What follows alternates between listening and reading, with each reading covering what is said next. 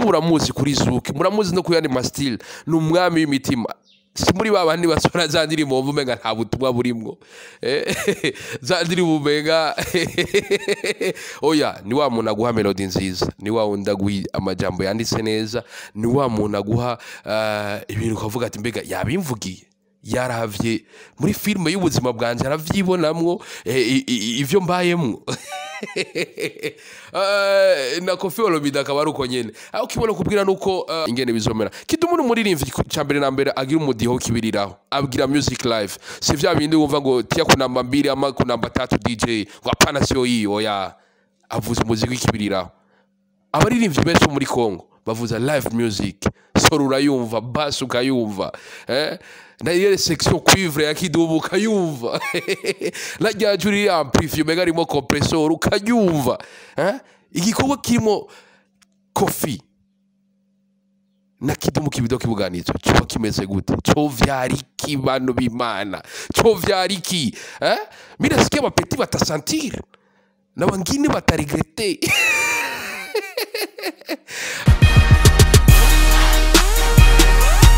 Hello boys and girls, nizera komeze neza kwa kudi handa kugura ko juste like the river from us aka black man nijise ni black, nizera komeze neza kwa kudi handi nakubwira ko vyamaze gukomera, vyamaze gufatizira man, nakubwira ati tumaze imisi tubahereza ibikorwa ariko uko vyagenda kose iyi ni nkuru nibaza ko ata abantu benshi batari bayiteze, abandi nabo bakayikeka, abandi nabo tukaba twatanguye kubona imbuga ngurukana bumenyi zimwe zigira ico zibivuze ko ubona ko zagize ico zipublia ngo mbega Kidumu yo bagomba kore featuring na Koffi Olomide.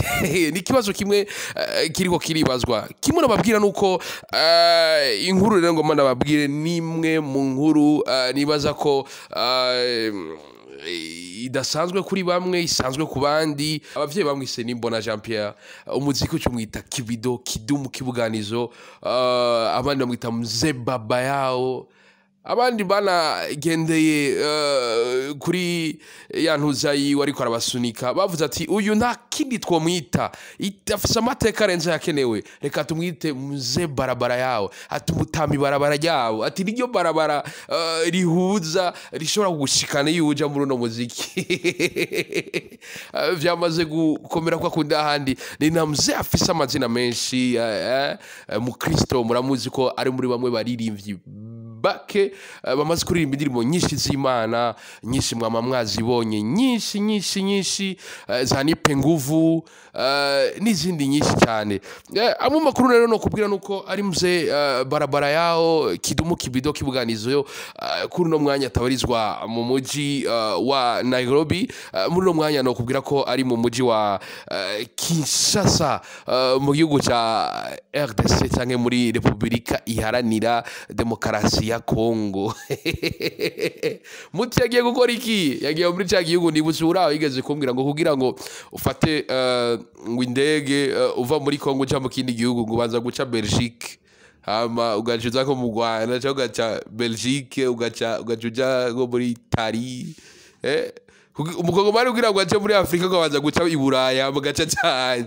Na Kidumu rero tuzi ko bugira aje Kinshasa wanje guca Belgique i Buraya kwanza cha one way. Anyway, ndaje bitwaye igikuru nuko ashika mu vyo vyari vyamutwaye. Rero kimwe no kubwira nuko hari kwavuga makuru menshi cyane yuko no mugabo w'abana bashika kuri indwi akaba ni n'umwanditsi w'indirimbo nyinshi zakunzwe za muri East Africa, indirimbo nyinshi, akaba ari n'umuririmbyi nibaza ko mu Burundi amaze gutwara ubushimwe bwinshi, harimo za Kilimanjaro Award, harimo za Kora, harimo za East African Award n'izindi nyinshi.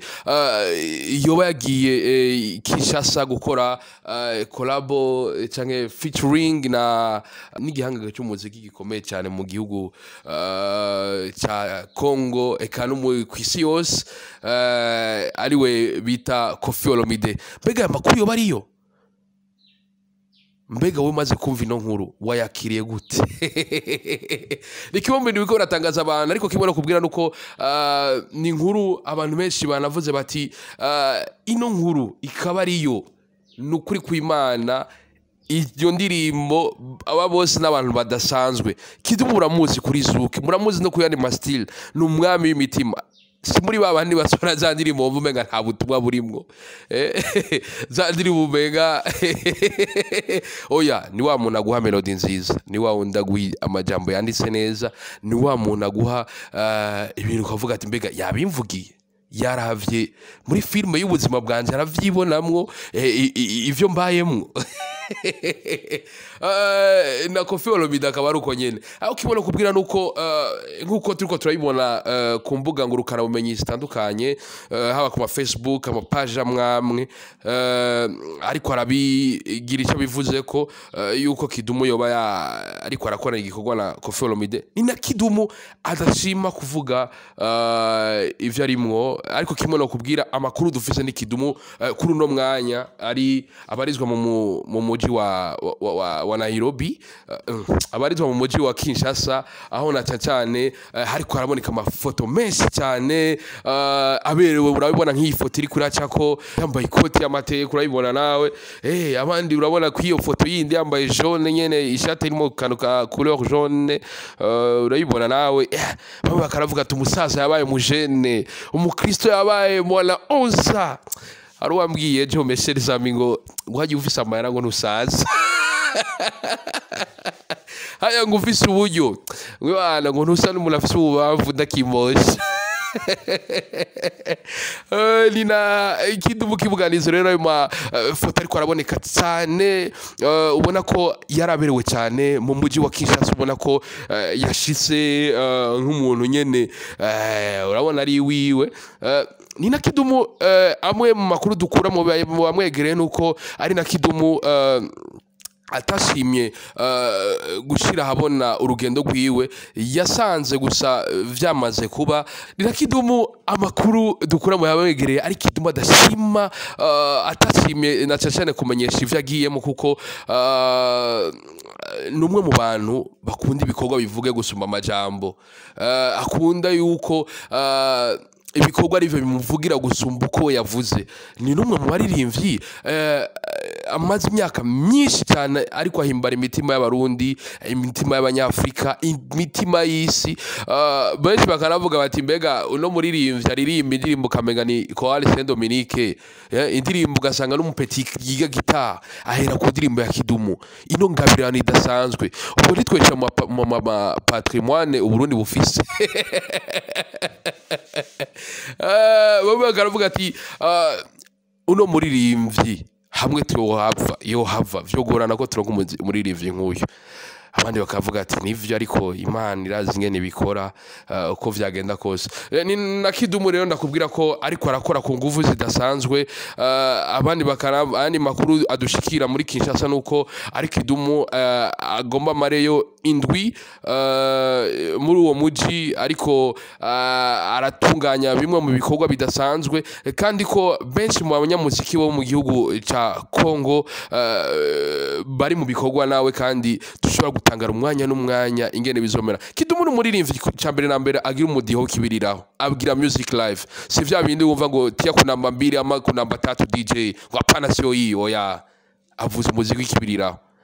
Abaririmbyi benshi muri Kongo bavuza live music, soro urayumva, bass ukayumva, na ile section cuivre ya Kidumu ukayumva, la jajuri amplifie mega rimo compressor ukayumva, igikorwa kirimo Koffi na Kidumu kibido kibuganizo cyo kimeze gute, cyo vyariki bano bimana, cyo vyariki mira sikia bapeti batasentir na wengine bataregrete. Benshi bagabo bavuga ati Kidumu ni fregeriye, Kidumu ni mzee barabara yao, haje umuntu atubaha abakuru biwe, umuntu atubaha umwarimu, abatagomba abadafise intumbero yiyashika. Ni na Kidumu minsi yazibona ko yari kuduhereza igikorwa kidasanzwe, yaraduhaye collab idasanzwe n'umwigeme Mona Walda Mokenzi, aho ubona ko kugira yavuze ko ari mwarimu, urabona ko ari Mona mu iyo ndirimbo yahinduye ingera ririmba, urabona ko ari Mona yaje nyene vya bindi bahora bavuga ngo Mona ngo shango ni vy'iminsi ibiri ngo hari ikintu ataramenya urabona ko rimona nyene yabaye professionnel ubona ko indirimbo yabo iri kurakora ku nguvu zidasanzwe izigeze ku views arenga 180 mu ndwi imwe n'imisi renga gato kibona kubwira nuko ari na Kidumu uri kuraraba neza ibikorwa vyiwe yaramaze igihe ariko ateza imbere impano z'abana b'igihugu yarakoranye collab na Stanish mu miseze mwarayibonye umbamwo indirimbo ifite views arenga 1 miliyoni ni na Kidumu mu miseze nyene yakoranye hagiye akanya cyo kona featuring idasanzwe na Mbidata iza ari ku nguvu zidasanzwe mu nyuma araza aduhereza na Mokenzi Mona Walda imbere yaho gato inkuru umwana isubira inyuma mu nyuma araza duhereza collab na Roriro indirimbo yaje vyifatamwe neza yitwa Come Closer aho Roriro sizi ko mu vyibuka twakoranye ikiganiro atubwira ati ujya muntu ni legende vivante kabisa te muri studio nyene nasanze nizi birenze bikenewe yarambereye mwarimu ku buryo jewe nyene mvuga ni wow kumva umuziki nuko ni na Kidumu nakubwira ko ariko kuduha rero mu nyuma resama mu miseze hacindwa izibiri gusa bareka kuduha igikorwa idasanzwe igikorwa gifise impwemu idasanzwe igikorwa cyitwa Ndafuha aho ubona ko bakoreye kuri subject ya fresh sana suje ata muntu wese ashobora kuyijako bigoye ingene umuntu yayiyumvira suje kwiyumvira Ndafuha ugasohora ingene iciyumviro we iyumviro uri kurashikira iciyumviro cyitwa ingene ufuha ukanasigura ingene ngubonye abantu bamwenyurira ngo umubiri ucururumba ukagera kuri 40 abari covid ga Kidumu Kidumu bari covid kabisa ni na Kidumu ubona ko ari indirimbo ifise inguvu zidasanzwe zuke nziza inyimbo y'abakubwa umuntu agace yumvira inyuma yo kuduha bino bikorwa bidasanzwe mbega bina hamwe iyo nkuru yo bari yo gukorana be na Koffi Olomide iyo ndirimbo yo bimeze gute bantu b'Imana iyo ndirimbo yo vyari ikintu gifise impwemu zingana gute kuri kose ni na Kidumu ubona ko vuba cyane tugiye kumurondera tumwegere adwe amwe mu makuru ariko aramuvugwa ko gusa kimono kubwira nuko ari Kidumu kuri uno mwanya abarizwa mu muji wa Kinshasa aho ariko arakora imiziki itandukanye aho ariko arakora n'ama video no kubwira ko ari na Kidumu dufise n'indi collab idasanzwe je nibaza ko no mwaka yawuhebeye wo kugira ama collaboration kuko hari indi ndirimbo ifise impome zidasanzwe bakorana Mr Rika wenyene akiva muri Nairobi naragize amahirwe yo kuganira nawe arambwira ati Gael nukuri kw'Imana nimba uri muririmbyi mwiza ari umuti Kidumu ndakurahiye ni pharmacy nabwira ati bandanygira subscribing comment yawe turakene kumenya ivyumviro vyawe na share ugire partage bro bisangiza abandi no nkuru nabwira ati ni vuba cyane Kidumu tugiye kumurondera kuri Michael Juste Gael a dreamer from Morissa a black man ni Black ndakubwira ko vyamaze komera gumana natwe man